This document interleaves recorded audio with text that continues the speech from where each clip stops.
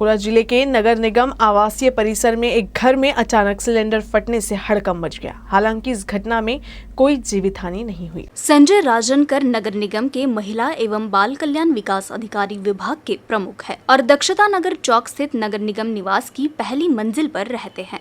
राजनकर के घर में अचानक से सिलेंडर फट गया। सिलेंडर के रेगुलेटर में लीकेज के कारण गैस पाइप में अचानक आग लग गई और ब्लास्ट हो गया। दमकल विभाग को घटना की जानकारी दी गई। दमकल विभाग ने मौके पर पहुंचकर आग पर काबू पाया। आज 7:45 वाजता आम्हाला एक कॉल आला की महानगरपालिकेचा अधिकारी निवास आहे, तिथे राजनकर साहेबांच्या घराचं सिलेंडर हे लिकेज झालं, त्यामुळे घरात आग लागली आहे।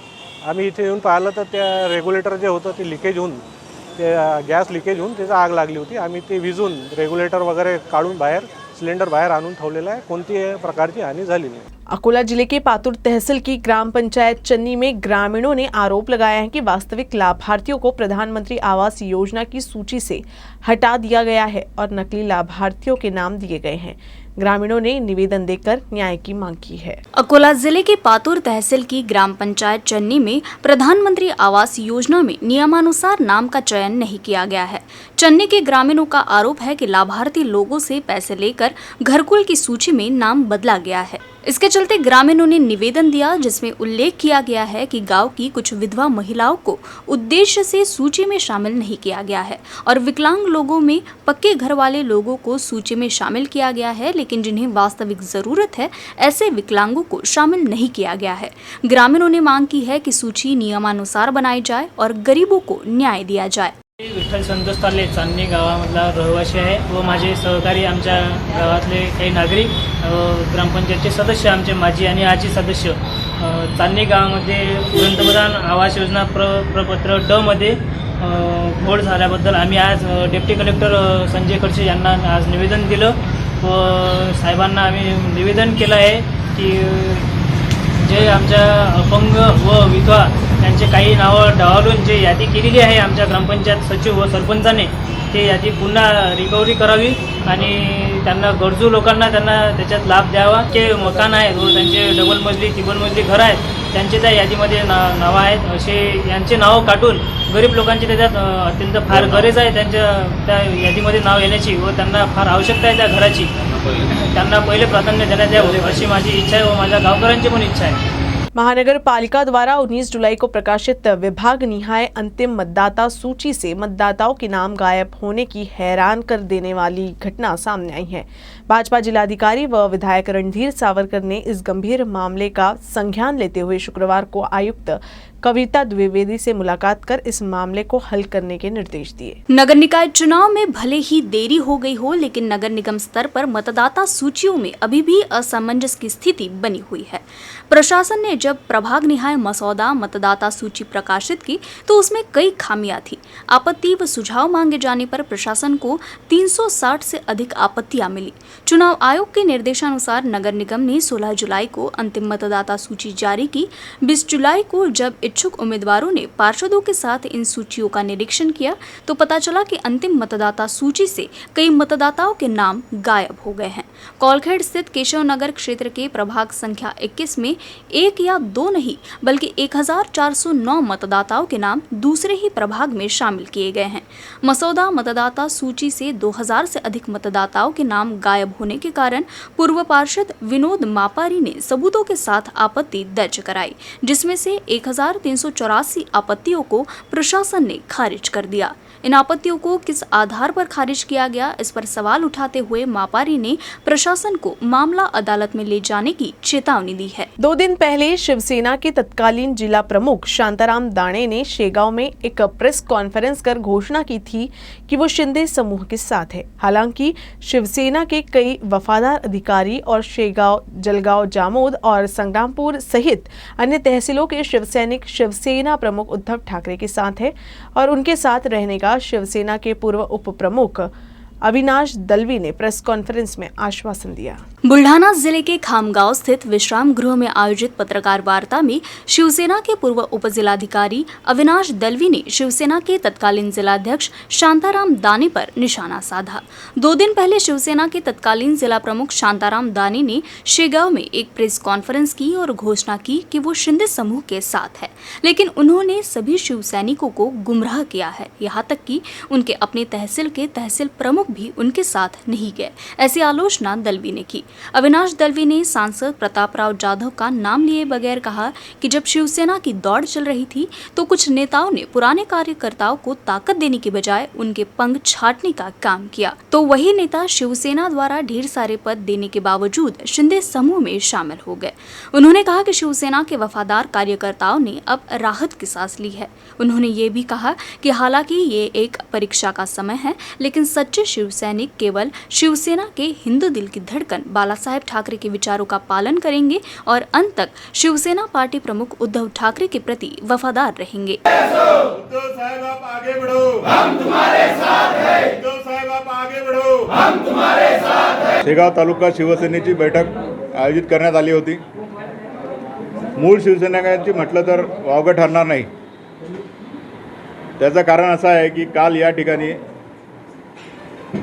शिवसेनेचे जिल्हा प्रमुख शिंदे गटाचे यांनी बैठक घेऊन असं स्टेटमेंट केलं होतं की घाटाखालील सर्व शिवसेना ही शिंदे गटामध्ये विलीन झालेली आहे असं त्यांनी म्हटल्यामुळे आज या ठिकाणी पत्रकार परिषद घेण्याचा प्रसंग उद्भवला आहे। ते याच्यासाठी की सर्व शिवसेना ते जे म्हणत असतील त्यांनी ते दिशाभूल केलेली आहे। सर्व जी शिवसेना आहे, जी मूळ शिवसैनिक आहेत, तो त्याच जागी आहे। त्याकरिता ही बैठक आयोजित केली होती। आज या ठिकाणी शिवसेनेचे सर्व पदाधिकारी उपस्थित झालेले आहेत आणि स्वतःहून सर्वांनी उद्धव ठाकरे यांच्या पाठीशी असल्याचं या ठिकाणी खंबीरपणे पाठीशी असल्याचं सांगितलेलं आहे। अकोला जिले में जुलाई महीने में बारिश ने कोहराम मचा दिया। इससे बांधों के जल संग्रहण में उल्लेखनीय वृद्धि हुई है। अकोला शहर की प्यास बुझाने वाले महान के काटेपुरा बांध में 54.40% और वान बांध में 62.93% पानी का भंडारण है। मौसम विभाग ने इस साल अच्छी बारिश होने की संभावना जताई थी, जिसके अनुसार जून की शुरुआत में तो भारी बारिश हुई, जिसके बाद जुलाई का महीना शुरू होते ही बारिश ने कोहराम ही मचा दिया। जुलाई माह के 21 दिनों में औसत से 85 मिलीमीटर अधिक बारिश दर्ज हुई है, जिससे जिले में परियोजनाओं में जल संग्रहण में वृद्धि हुई है। खामगांव शहर में खुलेआम घूम रहे लावारिस जानवर अब नागरिकों के लिए बड़ी परेशानी का कारण बन गए हैं। सड़क पर घूमने वाले इन जानवरों की वजह से हादसे का डर भी बढ़ गया है, लेकिन इसके बावजूद नगर परिषद इन जानवरों को सड़क से हटाने के लिए कोई कदम नहीं उठा रही। बुल्ढाना जिले के खामगांव में शहर की विभिन्न सड़कों पर बड़ी संख्या में लावारिस जानवर झुंड में घूम रहे हैं और वे बीच सड़क पर बैठ जाते हैं, जिससे भारी जाम की स्थिति बन जाती है। इन मुक्त जानवरों के सड़क पार करने से वाहन चालकों के साथ दुर्घटनाएं हो रही हैं। ट्रैफिक जाम से नागरिक परेशान हैं। खामगांव शहर से गुजरने वाले मुंबई नागपुर हाईवे पर वर्तमान में खामगांव शहर क्षेत्र में मुक्त जानवरों का जमावड़ा है। सड़क पर खुले में बैठे जानवरों के कारण यातायात बाधित है और इस सड़क पर रोजाना हजारों वाहन दौड़ते हैं। चूंकि वाहन तेजी से आगे बढ़ रही हैं, इसीलिए इन लावारिस जानवर के कारण सड़क पर दुर्घटना की आशंका बनी रहती है। नांदुरा रोड ते आपल्या नगरपालिकेपर्यंत गोरढोरं पूर्ण रोडवर बसत आहेत आणि पावसाळ्याचे दिवस असताना हे गोरढोरांचं जे शेण असते त्या शेणामुळे वाहन चालकांचा अपघात होऊ शकते। तसंच नगरपालिकेने याच्यावर लक्ष द्यावं आणि त्याच्यानंतर जे शाळेचे मुलं ॲटो वगैरे सायकल वगैरे मोटरसायकल वगैरे या लेकरांचा भी अपघात होऊ शकते। नगरपालिकेने याच्या इकडे विशेष लक्ष द्यावं। नागरिकों का सवाल है कि अगर इन बेजुबान जानवरों की वजह से कोई बड़ा हादसा होता है तो इसका जिम्मेदार कौन होगा। खामगावला येत असताना रस्त्यामध्ये गुरेढोरे हे जास्त प्रमाणात मोकाट असतात, त्यामुळे रहदारीस अडथळा निर्माण होतो व त्यांचं जे शेण वगैरे रस्त्यामध्ये असते त्यामुळे काय गाडी ही स्लिप होते आणि वरील वातावरण खराब असल्यामुळे गाडी ही स्लिप होते, त्यामुळे अपघात होण्याची शक्यता असते। त्यामुळे नगर परिषदेने हे रस्त्यावरील गुरेढोरे यांची काहीतरी विल्हेवाट लावावी। बालापुर शहर में मानसिक संतुलन खो चुकी महिला पिछले कई दिनों से लोगों को परेशान कर रही हैं। इस महिला के बारे में नागरिकों ने शिकायत की और अभी तक इस महिला के खिलाफ कोई कार्रवाई नहीं की। हालांकि नागरिकों को काफी परेशानियों से दो चार होना पड़ रहा है। बालापुर शहर के बल्लोचपुरा कागजीपुरा के नागरिकों के लिए मानसिक रूप से परेशान महिला ने खतरा पैदा कर दिया है। बालापुर शहर में स्टेट बैंक रोड मुख्य सड़क पर दुकानें, दवाखाने, मेडिकल और स्कूल होने के कारण अधिक यातायात होता है, लेकिन इस सड़क पर एक मानसिक रूप से परेशान महिला घूम रही है और व्यापारियों की दुकानों पर पथराव कर रही हैं। उसके डर से दुकानदार अपनी दुकानें बंद कर रहे हैं। इससे उनका कारोबार प्रभावित हो रहा है। साथ ही बल्लोचपुरा में खड़े चौपहिया वाहन के शीशे को इस महिला ने पत्थर से तोड़ दिया। नागरिकों ने तहसीलदार सैयद अहसुद्दीन, उप विभागीय अधिकारी डॉक्टर रामेश्वर पुरी को निवेदन देकर शिकायत की। शिकायतकर्ताओं ने इस महिला को जल्द से जल्द मेंटल हॉस्पिटल पहुंचाने की अपील की है। तो हमको बार बार आपकी दुकान में आती, ये क्या है बताओ, वो क्या है बताओ, फिर थोड़ी देर परेशान करती, फिर चली जाती, दूसरी दुकान को परेशान करती। कल 2-3 गाड़ियों को पत्थर मारी, कल पूरा मार्केट बंद हो गया घंटा भर के वास्ते हमारा, सब दुकानें शटर खींच डाले नीचे। फिर वो भाई गाले देती जाती, फिर आती, फिर दुकान में घुसती, तो उससे बच्चे भी परेशान हो गए। ग्राहक जो आते हैं हमारे वही परेशान है, हमारे जानों को भी खतरा है उससे, बच्चों को, भाई लोगों को, लेडीज़ लोग को। हमारे दुकानें रोड के ऊपर, सब दुकानदारों को परेशान कर रही है। आजू बाजू दुकानदार गाड़ियाँ खड़ी थी, कल पत्थर मारी, कल दोपहर के भाई, इसका भाई कुछ करो। अकोला में शनिवार को पत्रकारों के लिए कोविड वैक्सीनेशन का विशेष सत्र संपन्न हुआ। पत्रकारों को कोरोना संक्रमण से बचाव के लिए वैक्सीन की बूस्टर डोज दी गई। आज़ादी के अमृत महोत्सव के अवसर पर कोविड टीकाकरण का विशेष अभियान चलाया जा रहा है। इसके तहत जिलाधिकारी कार्यालय द्वारा पत्रकारों, मीडिया कर्मियों और उनके परिवार के लिए लोकशाही सभागृह में कोविड टीकाकरण का विशेष सत्र आयोजित किया गया। इस सत्र में 226 लोगों ने टीकाकरण किया। ये गतिविधि जिलाधिकारी कार्यालय, जिला स्वास्थ्य अधिकारी, YGR केयर फॉर MRITC परियोजना के समन्वय में आयोजित की गई थी। जिला मराठी पत्रकार संघ के अध्यक्ष शौकत अली मीर साहिब, सिद्धार्थ शर्मा, श्रमिक पत्रकार संघ के अध्यक्ष अजय डांगे, बहुजन पत्रकार संघ के पुरुषोत्तम अवारे, वरिष्ठ पत्रकार महेंद्र कविशकर, टीकाकरण समन्वयक डॉक्टर मनीष शर्मा, डॉक्टर अनूप चौधरी, जिला सूचना अधिकारी मिलिंद दुसाने, सूचना सहायक सतीश बागमारे आदि उपस्थित थे।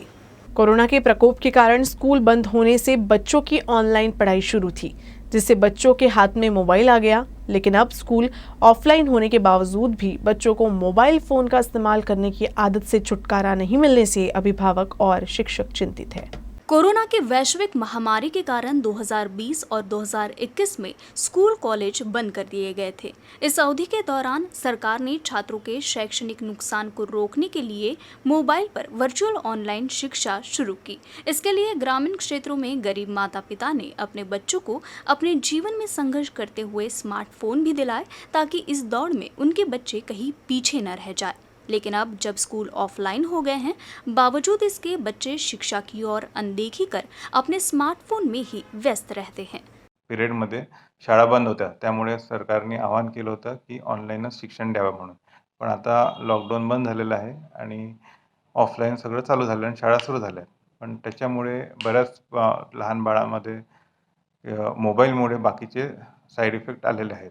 जसं माझ्याकडे बरेच पेशंट असतात की ज्यांना दृष्टीदोष आहे, ज्यांना मायोपिया म्हणून होते, त्यानंतर बाळ चिडचिड करते आणि त्यामुळे चिडचिड असणं, रात्र झोपत नाही, त्याच्यामुळे त्याचा अभ्यासावर पण कॉन्सन्ट्रेशनवर फरक पडते आणि त्यानंतर ते जेवण पण कमी आहे. आजकाल कसं आहे की बाळ मोबाईलशिवाय जेवत नाही, मानेचा पण त्रास होत आहे त्यांना, मानदुखी किंवा एकाच ठिकाणी बसून राहिल्यामुळे हातपाय दुखणं, अंग दुखणं, ते पण त्याचा मोबाईलमुळे दुष्परिणाम होत आहे. त्याचसोबत बाळाच्या मानसिकतेत प्रभाव पडते. आता बरेच पबजी बाकी असे गेम आहेत, त्यामुळे बाळ मानसिकतेचा प्रभाव पडते, हिंसक होते, चिडचिड होते आणि त्यामुळे बाळ चिडचिड पण होते. तर माझं असं पालकांना आव्हान आहे की बाळाच्या पुढे शक्यतोवर जेवढं होईल तेवढं मोबाईल बघू नका किंवा कमीत कमी यूज करा बाळांपुढे, की जेणेकरून ते आपलं अनुकरण करणार नाहीत आणि जेव्हा गरज असेल खरंच तेव्हाच मोबाईलचा यूज करावा. शिक्षकों का कहना है कि मोबाइल फोन के अत्यधिक उपयोग से बच्चों में अकारण बेचैनी, आक्रामकता बढ़ रही है। उनकी एकाग्रता में कमी आई है।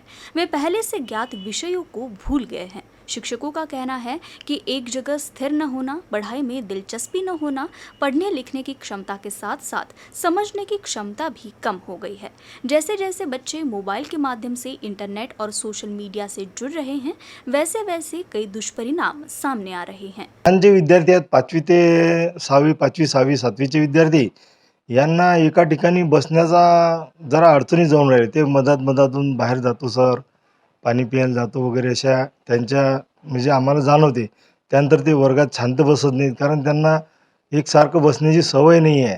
आता कुठं ते 1 महिन्यानंतर थोडेसे आता म्हणजे प्रवाहात आल्यासारखं वाटते आणि थोडंसं ते ऐकण्याच्या मूडमध्ये आहे. सुरुवातीला तर आम्हाला बऱ्याचशा अडचणींना फेस करावं लागलं आणि वरच्या वर्गातले जे विद्यार्थी आहेत 8, 9, 10चे त्यांचं जवळपास बेसिक न झाल्यामुळे त्यांना शिकताना अडचणी येतात.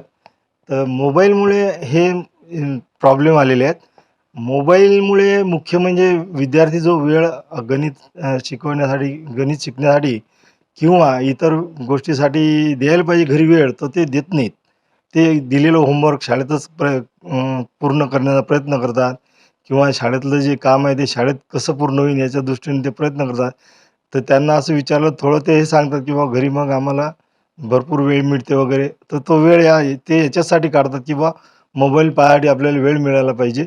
जब हम मोबाइल फ़ोन के दुष्प्रभावों के बारे में बात करते हैं तो सबसे पहले मोबाइल फ़ोन के उपयोग के शारीरिक दुष्प्रभाव बहुत होते हैं।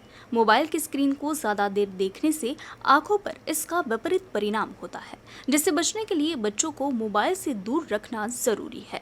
इसके लिए बच्चों को पढ़ने की आदत लगाना, मैदान पर खेलने के लिए भेजना, उनसे बातें कर बच्चों को किताबों और पढ़ाई के करीब लाने के उपाय सुझाने की सलाह काउंसलर ने दी है। वाईट काळाचा दुष्परिणाम सगळ्यात जास्त जर कोणत्या क्षेत्रावर झाला असेल तर तो शिक्षण क्षेत्रावर. मुलांचं शिकणं थांबू नये म्हणून शासन स्तरावरून ज्या साधनांचा पर्यायांचा विचार करण्यात आला त्यासाठी मोबाईल हे एक महत्त्वपूर्ण साधन त्या 2 वर्षांच्या काळामध्ये मुलांचं शिकणं थांबू नये म्हणून आपण त्याचा उपयोग केला. परंतु ते पूरक साधन म्हणून शिकणं थांबू नये इथपर्यंतच त्याची मर्यादा आहे, तो पर्याय होऊ शकत नाही. अनेक वेळेला विद्यार्थ्यांना शिकण्याच्या प्रवाहात ते राहावेत म्हणून मोबाईलच्या जास्त जवळ गेले, परंतु आता कोविडच्या संकटातून बाहेर पडत असताना मोबाईल मात्र विद्यार्थ्यांपासून दूर जायला अजूनही तयार नाही. त्यासाठी जिल्हा शिक्षण व प्रशिक्षण संस्था बुलढाण्याच्या व्यवसाय मार्गदर्शन आणि समुपदेशन विभागाने आम्ही काही निरीक्षणं, शिक्षकांसोबत संवाद, पालक आणि विद्यार्थ्यांसोबत संवाद करून या मोबाईलला आपण एका विशिष्ट मर्यादेपर्यंत सकारात्मक दृष्टीने शिक्षण प्रवाहात कसा त्याचा वापर करू शकतो या संदर्भात काही संशोधनं केली, काही निरीक्षणं मांडली आणि आता शाळा पूर्ण प्रवाहानं सुरू झाल्यानंतर मोबाईल विद्यार्थ्यांकडून एकाच वेळेला बाजूला करणंही शक्य नाही. त्याला चांगले पर्याय प्रत्यक्ष शिक्षणातून कसे देता येतील यासाठी आम्ही प्रयत्न करत आहोत. अकोला जिले में भारी बारिश से बाढ़ आ गई है। कई किसानों की फसल और घर क्षतिग्रस्त हो गए हैं। इसके चलते वंचित बहुजन आघाड़ी जिला परिषद अध्यक्ष प्रतिभा भोजने ने अधिकारियों के साथ किसानों के खेतों पर जाकर वास्तविक स्थिति का निरीक्षण किया। अकोला जिले सहित विदर्भ में भारी बारिश हो रही है। इससे अकोला जिले में बाढ़ की स्थिति निर्माण हो गई है। बाढ़ से कई किसानों की फसल को नुकसान पहुंचा है। खेतों में पानी भर जाने से फसल बर्बाद होने की कगार पर है। मकान ढहने से कई नागरिकों का जीवन अस्त व्यस्त हो गया है। इसके चलते वंचित बहुजन आघाड़ी जिला परिषद अध्यक्ष प्रतिभा भोजने ने अधिकारियों के साथ किसानों के खेतों पर जाकर निरीक्षण किया। ग्रामीणों ने जिला परिषद अध्यक्ष प्रतिभा भोजने, कृषि एवं पशुपालन अध्यक्ष पंजाबराव वडाल से नुकसानग्रस्त लोगों को मदद करने की मांग की। इस मौके पर राजस्व एवं पंचायत समिति के पदाधिकारी, वंचित बहुजन आघाड़ी के पदाधिकारी उपस्थित थे। मुआवजा निरीक्षण के दौरान वंचित बहुजन आघाड़ी जिला अध्यक्ष प्रमोद देनवे, जिला परिषद सदस्य मीना बावने, मीरा पाचपोर, तेल्हारा नायब तहसीलदार राजेश गुरव, विस्तार अधिकारी सुनील ठोमरे, मंडल अधिकारी सावंग, सरपंच जयश्री डोड, तलाठी खान, ग्राम सेवक SM चतारे, कृषि सहायक राउत, सरपंच एवं वंचित बहुजन आघाड़ी के पदाधिकारी, कार्यकर्ता, किसान एवं नागरिक बड़ी संख्या में उपस्थित थे। न्यूज रूम से बस इतना ही। खबरों का सिलसिला यूं ही चलता रहेगा। आप देखते रहिएगा UCN न्यूज। नमस्कार।